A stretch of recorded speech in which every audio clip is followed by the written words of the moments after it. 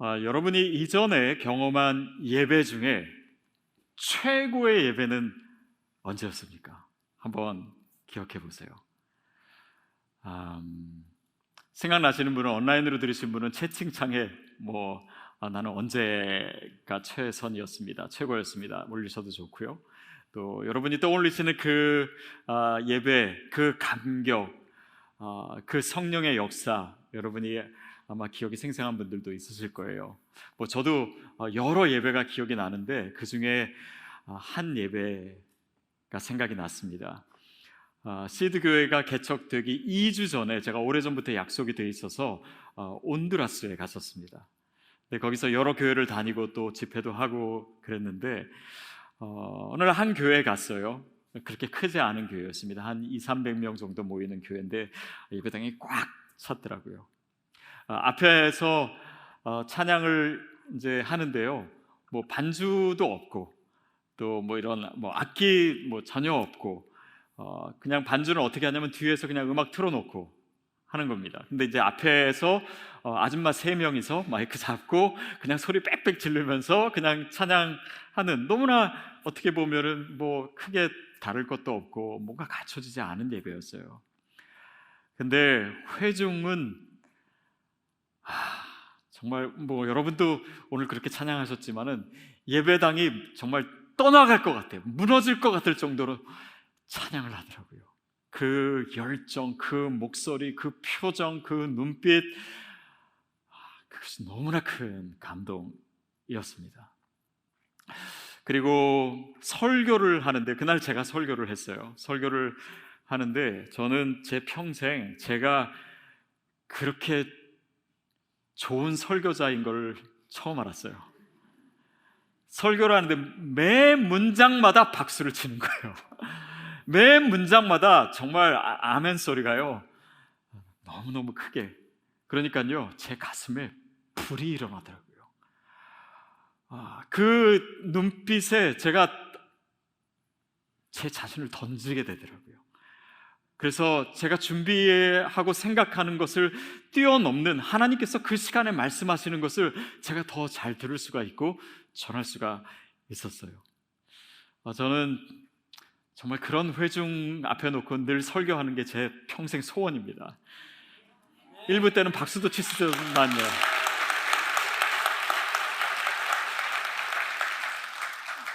근데 제가 박수 받으려는 건 정말 아니고요, 아멘이나 제대로 하셨으면 좋겠어요. 근데 이제 설교가 끝나고 보통은 설교 끝나고 설교자가 뒤에 가가지고 인사하고 악수하고 이러지 않습니까? 근데 그때는 제가 앞에 있는데 회중이 다 앞으로 나오는 거예요. 그리고 제 앞에 줄을 서시더라고요. 그리고 손을 내미시고 악수하고 은혜 받았다라고 하고 눈물을 보여주시고, 그런 예배. 저는 시드 교회 예배가 그렇게 되고 있다라고 믿습니다. 그리고 교회가 시작될 때 그것을 저에게 보여주셨던 것이 그냥 예사롭지 않게 여겨지고, 또 정말 주님이 원하시는 예배를 주님이 그렇게 그림으로 보여주셨고, 또 우리가 그 그림에 맞춰가고 있는 모습이 너무 감격스럽고 또 너무 기쁘고 너무 감사합니다. 오늘 우리가 나눌 이 본문 말씀도 예배에 대한 내용이에요. 우리가 창세기에 나와 있는 이 가인과 아벨 이야기를 많이들 알고 계십니다. 아담과 하와가 두 아들을 낳죠. 가인과 아벨이에요. 근데 가인은 농사를 지었고 아벨은 목축을 했습니다.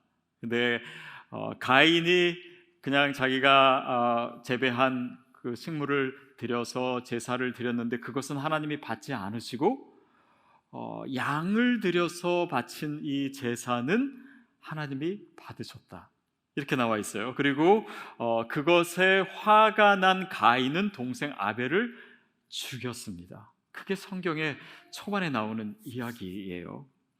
근데 오늘 이 본문 말씀을 조금 더 잘 이해하기 위해서는 그 창세기로 다시 돌아가서 그 본문 말씀을 조금 더 자세히 볼 필요가 있습니다.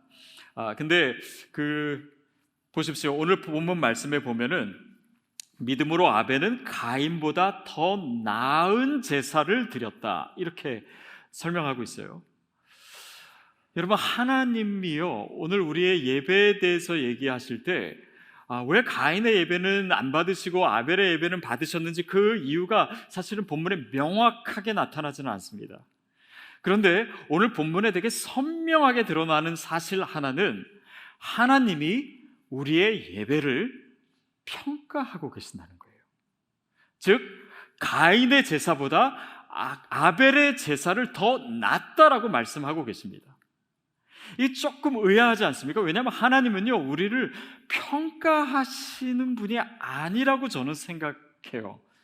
그리고 우리가 뭐 죄를 누가 더 많이 지었고 누가 조금 지었고 그거에 따라서 우리의 구원을 결정하신 분도 아니고, 우리가 더 선행을 누구보다 더 많이 했기 때문에 우리를 더 많이 사랑하시고 더 칭찬하시고 더 뭐 큰 구원을 주시고 이런 것이 아니잖아요.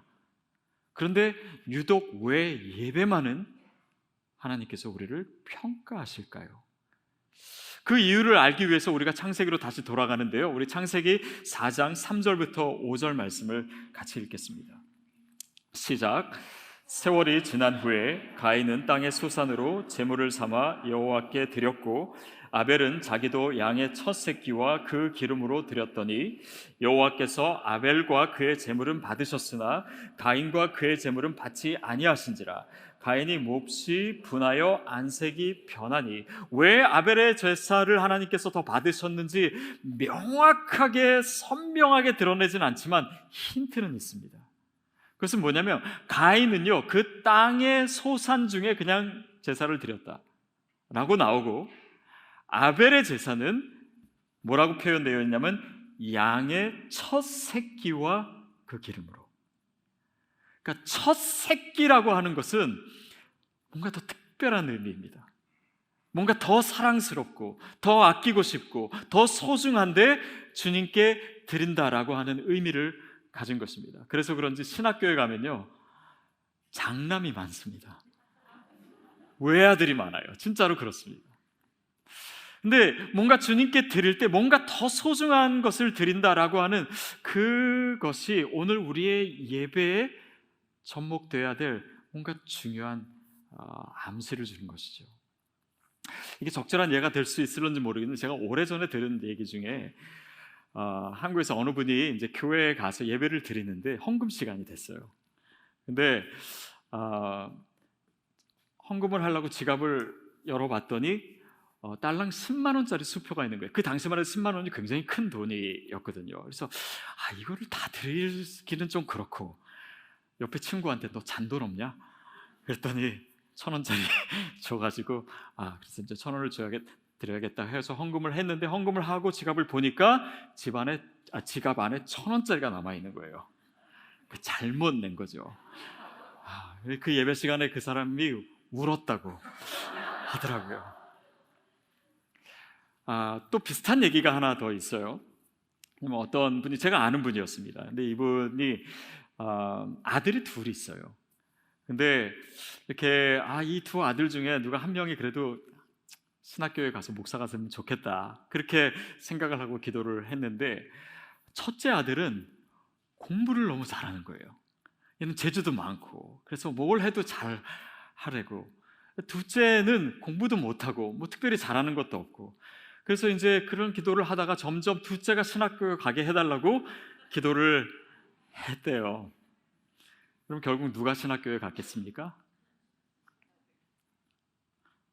둘 다 가게 됐대요. 그러면서 이분이 뭐 농담 비슷하게 하신 말이, 더 좋은 걸 하나님께 먼저 드렸어야 되는데 내가 기도를 잘못해가지고 둘 다 갔다고. 여러분, 신학교에 뭐 가는 게 물론 나쁜 거 아니고, 또 지금 뭐 헌금을 더 많이 내야 된다라거나 아니면 여러분 자녀를 반드시 신학교에 보내야 된다, 그런 얘기를 하자는 것이 아닙니다. 근데 우리에게 있어서 더 소중한 것을 하나님께 드리는 그것이 예배이고 그것이 예배의 영성인 줄로 믿습니다. 그러니까 이 예배에는요, 우리의 마음이 실리는 것이에요. 또 그래서 정말 더 소중한 것을 드리는 그 마음의 태도가 더 중요한 것입니다. 왜냐하면 예배에는 헌신이 필요해요. 예배에는 희생이 있습니다. 왜냐하면 그 헌신 자체, 희생 자체가 의미 있다기보다는 우리의 마음을 실는 데 있어서는 바로 그 헌신을 통해서 우리가 우리의 마음과 우리의 정성과 우리의 사랑을 주님 앞에 표현할 수 있기 때문입니다. 그래서 예배가 헌신, 서비스이고 sacrifice인 이유가 바로 거기에 있는 것이죠. 저는 그것이 예배에 필요한 믿음이라고 믿습니다. 오늘 본문에 이렇게 표현되어 있어. 믿음으로 아벨은 가인보다 더 나은 제사를 드렸다. 그러니까 하나님께서 우리의 예배를 통해서 요구하시는 그 믿음의 태도가 바로 그런 것이었죠. 그런데 이 믿음을 얘기함에 있어서 또 특별히 예배와 연관해서 얘기하면서 우리가 성경에 나오는 인물들 중에 예배에 실패한 인물이 있습니다. 누구냐면 구약의 사울이에요. 그러니까 사울의 인생이 결국 비참하게 마무리되고 또 실패한 인생이 된 이후에는 정확하게 두 번의 예배의 실패 사건들이 있습니다. 먼저는 블레셋과의 전쟁이에요. 그래서 사무엘이 와서 먼저 제사를 드리고 전쟁에 나가려고 했는데 사무엘이 늦게 오니까 이 사울이 그냥 조바심이 생긴 거예요. 그리고 사람들이 두려웠습니다. 그래서 사무엘이 오는 것을 기다리지 않고 그냥 자기 마음대로 예배 드린 것을 하나님이 사무엘을 통해서 책망하신 일이 있죠. 그러니까 순종의 문제였습니다. 근데 그 순종이라고 하는 것은 뭐냐면 우리가 믿음의 근거에서 순종을 하는 거잖아요. 결국 사울이 믿음이 없이 예배했다. 그런 마음이 없이 예배했다. 그런 헌신이 없이 드린 예배였다라고 하는 것입니다. 또 두 번째 사건은 뭐냐면 아말렉과의 전쟁이었습니다. 아말렉과의 전쟁에서 하나님께서 미리 말씀하셨어요. 아각 왕을 죽이고 그리고 거기에 있는 모든 가축들을 다 진멸하라. 그게 하나님의 명령이었습니다. 순종했어야 되는데 사울이 보니까 가축들이 너무 괜찮은 거예요. 좋은 거예요. 그러니까 내가 하나님께 제사를 드리기 위해서 더 좋은 명목을 내세우면서 그 가축들을 살렸던 것입니다. 순종하지 않은 것이고, 어떻게 보면은 사울의 생각은 그냥 뭔가 더 경제적이지 않습니까? 나중에 제사를 드릴 때 또 잡느니 이거 그냥 죽이지 말고 놔둬서 드리면 더 경제적이고 더 효율적이잖아요. 그런데 바로 그런 생각이 예배의 본질과 벗어난다는 것을 그는 몰랐습니다. 왜냐하면 예배에는요, 이런 경제성이나 효율성과는 병행할 수 없는 예배의 본질이 따로 있습니다. 어쩌면 우리는 예배를 드리기 위해서 효용성을 버리고 더 편리함을 버리고 불편함을 선택해요. 또 예배를 드리기 위해서 우리가 더 헌신하고 더 희생해야 되고, 또 그런 면에서 단순한 순종이 필요합니다. 거룩한 낭비가 필요한 것이 예배예요. 그런데 우리의 예배의 진정성을 잃어버리는 대가로 우리가 편리함을 선택하고 또 효용성만을 생각하고 내 스케줄을 생각하고 내 일정에 맞춰서 모든 것을 맞춰서 예배도 드리고, 이런 태도 가운데 예배의 본질을 잃어버릴 수 있다라고 하는 것이죠. 결국 하나님이 예배를 통해서 원하시는 것이 우리의 마음이라는 것입니다. 여러분, 몰핀이 뭔지 아시죠? 진통제이기도 하고 또 마약이기도 합니다.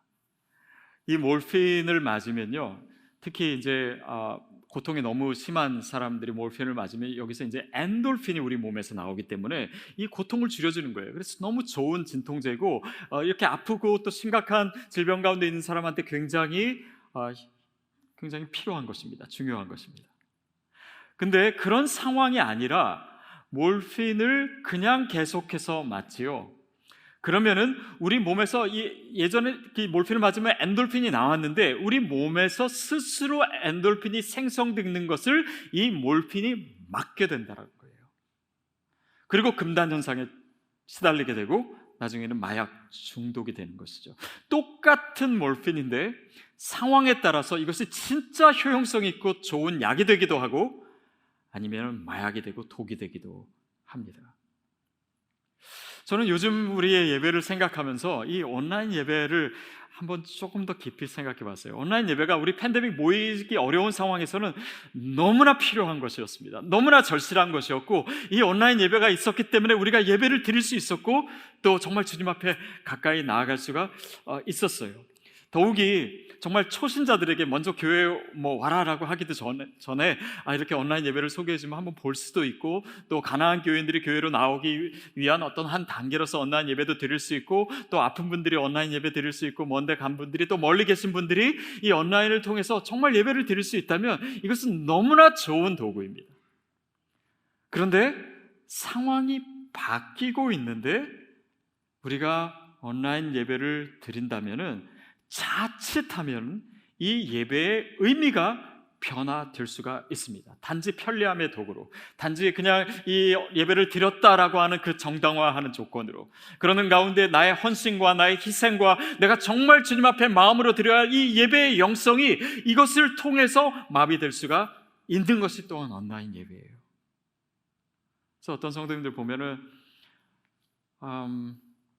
그렇게 중요한 일 아닌데 그것이 우선이 되기 때문에 그냥 예배는 온라인으로 드리고, 또 평일날도 할 수 있는 일정인데 그냥 그거 주일날 하면 나한테 내 일정에 더 말하자면 더 절약되니까, 시간적으로 좋으니까 그렇게 하고 온라인 예배 그냥 집에서 드리고, 그냥 오늘 골프 있으니까 온라인 예배 드리고, 오늘 늦게 일어났으니까 온라인 예배 드리고, 오늘 좀 몸이 찌뿌둥하니까 온라인 예배 드리고, 만약에 그렇게 예배한다면 이 온라인은 우리의 예배의 영성을 마비시키는 거예요. 우리 성도님들이 그렇게 한다는 얘기가 아닙니다. 신천지 교회에서 그런다는 얘기가.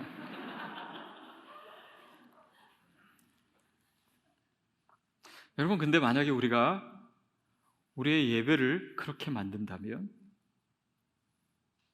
그것이 과연 정말 주님께서 받으시는 예배가 될 수 있을까? 여러분, 언제부터 예배가 그렇게 가벼운 것이 되었습니까? 언제부터 예배가 우리 삶에 그렇게 사소한 것이었습니까? 어떻게 예배가 우리의 우선순위에서 먼저가 되지 않을 수가 있습니까? 왜냐하면 그런 영성으로는 우리가 팬데믹을 이길 수가 없습니다. 그런 예배의 영성으로는 우리가 세상 속의 예배자가 될 수가 없습니다. 우리의 예배가 세상 속으로 가질 못해요. 예배에서 실패하면요, 우리의 영적인 근육이 허약해집니다. 이것은 단지 한 번 드리는 그 시간의 의미를 훨씬 더 넘어서 있기 때문이에요. 여러분, 지금 와가지고 우리가 온라인 예배는 나쁘다 하고 하는 것이 아닙니다. 온라인 예배는 여전히 중요하고요, 앞으로 더 확장될 것이고, 저희 교회도 거기에 많은 준비를 지금도 하고 있습니다. 현장에 온다고 해서 최선의 예배가 되는 것은 아닙니다. 현장에서도 얼마든지 졸고 얼마든지 그냥 최선이 아닌 예배를 드릴 수도 있어요. 그러나 우리가 지금의 이 팬데믹의 이 상황에서, 또 팬데믹이 끝나는 상황을 우리가 기대하면서 오늘 우리의 예배를 점검할 때 우리의 영적인 분별력이 반드시 필요합니다. 우리의 예배를 점검해야 돼요. 또 거기에 대한 위기의식을 가져야 됩니다. 오늘 본문 말씀에 의로운 자라 하시는 증거를 얻었나니, 그러니까 아벨이 그런 제사를 드림으로, 가인보다 더 나은 제사를 드림으로 의로운 자라 하시는 증거를 얻었으니 라고 표현되어 있습니다. 이것은 물론 아벨에게 있어서 더 정성스러운 제사를 드렸기 때문에 그것을 의롭다라고 하신 의미일 겁니다. 그러나 오늘 우리가 이 본문을 읽을 때는요, 구약적인 의미가 아니라 신약적인 의미에서, 다시 말하면 복음적으로 이 구절을 해석해야 됩니다. 무슨 의미냐면 우리가 의롭게 되었습니다. 어떻게 의롭게 되었습니까? 우리가 뭔가를 했기 때문에, 우리가 제사를 드렸기 때문에 의롭게 된 것이 아니라 예수 그리스도께서 십자가에 달려 죽으심으로, 우리를 용서하심으로 우리의 죄가 사해지고 우리가 의롭게 되었습니다. 맞죠? 구약에서는 죄인된 인간이 하나님 앞에 나아갈 수가 없었습니다. 그러니까 1년에 한 번 대속죄일에 대제사장만 나갈 수 있었고, 그 과정도 너무 복잡하고 너무 힘들고 어려웠습니다. 우리가 하나님 앞에 그 지성소에 갈 수 없는 존재들인데 예수 그리스도께서 자기의 몸을 찢으심으로, 다시 말하면 그 성막의 휘장이 찢어짐으로 우리가, 죄인인 우리가 하나님의 앞에 그 지성소에 갈 수 있는 길이 열리게 된 거예요. 그렇죠? 그럼으로써 우리가 예배 드릴 수 있게 된 것입니다. 다시 말하면 우리가 예배할 수 있다라고 하는 것은 단지 내가 예배를 드린다라고 했기 때문에 의로운 것이 아니라 정말 그 은혜를 알기 때문에, 내가 구속받았기 때문에, 내 죄를 씻어주셨기 때문에, 나를 사랑해 주셨기 때문에 그 희생으로 말미암은 감사와 감격으로 그 마음을 가지고 내 전 존재를 가지고 하나님 앞에 최선의 예배를 드리는 것 그 자체가 나를 의롭게 여기신 증거이다. 그렇죠? 그 증거를 여러분 가지고 있습니까? 그것이 하나님이 원하시는 예배의 핵심이에요. 우리의 뜨거운 가슴입니다. 우리의 예배의 영성이에요. 어떤 행위나 어떤 형식 자체가 아닙니다. 내가 예배했다가 아니에요. 그 마음이, 그 영성이 나의 예배를 예배되게 하는 줄 믿습니다. 나를 예배자 되게 하는 줄 믿습니다. 또 우리의 예배를 최선으로 만드는 것이에요. 왜냐하면 그것이 예배의 본질이기 때문에.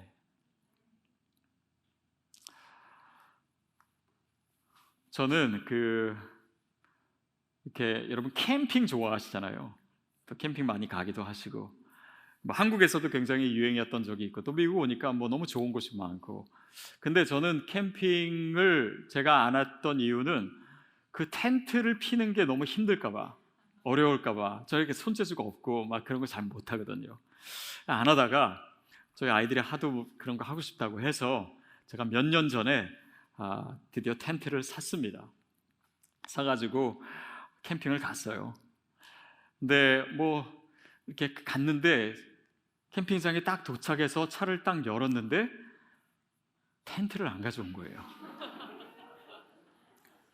그때 제 아내가 저를 쳐다보는 그 눈빛이 저는 아직도 기억이 납니다. 그래가지고 집에 다시 가가지고 텐트 가져왔던 적이 있어요. 여러분, 캠핑하는데 텐트가 없으면 됩니까? 그건 캠핑이 아니라 그냥 노숙이죠. 왜냐하면 가장 중요하기 때문입니다. 우리가 예배를 드리는데요, 혹시 여러분 텐트 안 가져오신 분 있습니까? 여러분, 그게 없으면요 예배가 안 되는 것입니다. 왜냐하면 그게 예배의 핵심이기 때문이에요. 예배의 본질이기 때문입니다.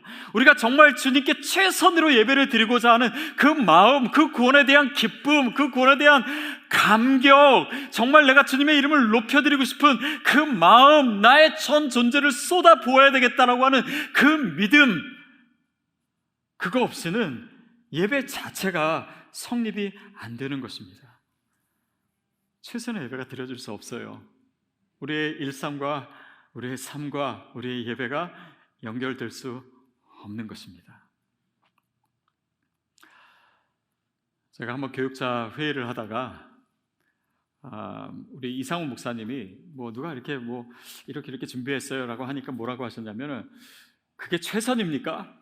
이렇게 물었어요. 근데 그 말이, 그 표현이 왜 그랬는지 하여튼 재밌었고, 그래서 마치 유행어처럼 우리가 회의할 때마다 그게 최선입니까? 그게 최선입니까? 한동안 그렇게 얘기했던 적이 있어요.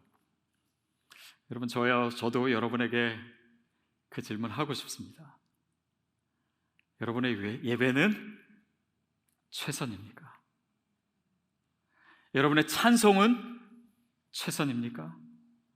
여러분의 기도는 최선입니까? 예배 시간 우리가 서로 교제하는 거 여러분 최선입니까? 말씀을 듣는 태도는 최선입니까? 이 말씀을 살아내는 것도 최선입니까? 우리가 성찬에 참여할 때 우리의 마음과 우리의 영을 그 성찬에 담는 것도 최선입니까? 여러분, 눈빛 보니까 최선이네요. 그렇죠? 또 그렇게 드리고 있다라고 저는 믿습니다. 한 선교단체에서 찬양팀을 구성을 하는데, 그래서 이제 찬양하시는 분을 이제 선정하기 위해서 인터뷰를 했대요. 근데 한 자매님이 인터뷰를 이제 하는데, 이제 인터뷰어가 어떻게 물어보냐면, 당신의 삶에서 과거에 드렸던 예배 중에서 최고의 예배가 언제입니까? 이렇게 질문을 했대요. 근데 이 자매님 뭐라고 대답했냐면, 보통은 대답할 때 내가 전에 참석했던 어떤 수련회 때 예배, 내가 어떤 집회에 참석했을 때 그런 예배를 기억하는데, 이 자매님 뭐라 그랬냐면 지난주에 드렸던 예배입니다 그러더래요.